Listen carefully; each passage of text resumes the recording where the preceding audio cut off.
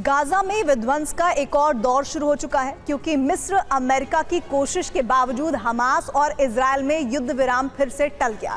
Hamas ने कई शर्तें लगा दी हैं जबकि इजरायल बंधकों की रिहाई पर अड़ा है। ऐसे में युद्ध विराम प्रस्ताव ठुकराए जाने से बेंजामिन का गुस्सा बढ़ गया है और गाजा में तबाही का फरमान जारी कर दिया गया है। उधर हमास ने भी हमले बढ़ा दिए हैं जिससे गाजा फ्रंट फिर से सुलग उठा है।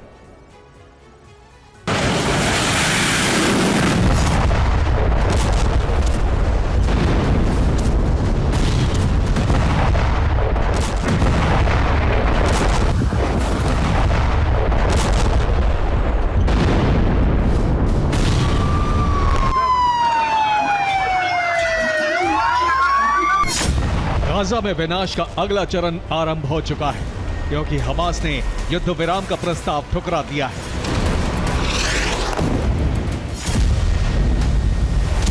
इसका सीधा मतलब है कि इजराइल अब हमले रोकेगा नहीं बल्कि उनकी तीव्रता और बढ़ा देगा।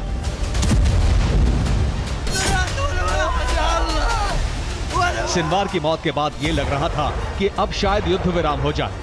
कतर, मिस्र, जॉर्डन, अमेरिका इसी कोशिश में लगे थे, लेकिन दिए गए प्रस्ताव को हमास ने ठुकरा दिया है। साथ ही एक शर्त भी लगा दी है।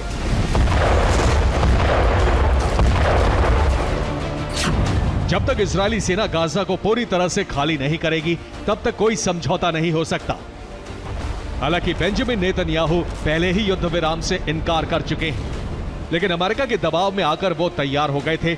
लेकिन अब बेंजामिन ने फिर से हमले तेज करने का आदेश दे दिया है, जबकि अमेरिका ने इजरायल को सलाह दी है इजरायल को युद्ध विराम के लिए शर्तों में ढील देनी चाहिए। साथ ही गाजा में राहत सामग्री बढ़ानी चाहिए, रिहायशी इलाकों पर हमले रोकने चाहिए। लेकिन बेंजामिन नेतन्याहू ने सलाह मानने के बजाय हमले तेज कर दिए हैं। ये इजरायल के गाजा पर हमले का वीडियो है जिसमें उत्तरी गाजा में 252वीं डिवीजन ने भारी तबाही मचाई है। एक भी इमारत नहीं बची है, चारों तरफ तबाही तबाही दिख रही है।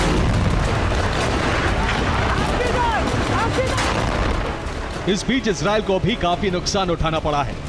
कई जगहों पर हमास लड़ाकों ने गुरिल्ला युद्ध नीति से हमले किए और आईडीएफ सैनिकों को टैंक छोड़कर भागना पड़ा। ये उसी टैंक और आर्मर्ड व्हीकल की तस्वीरें हैं।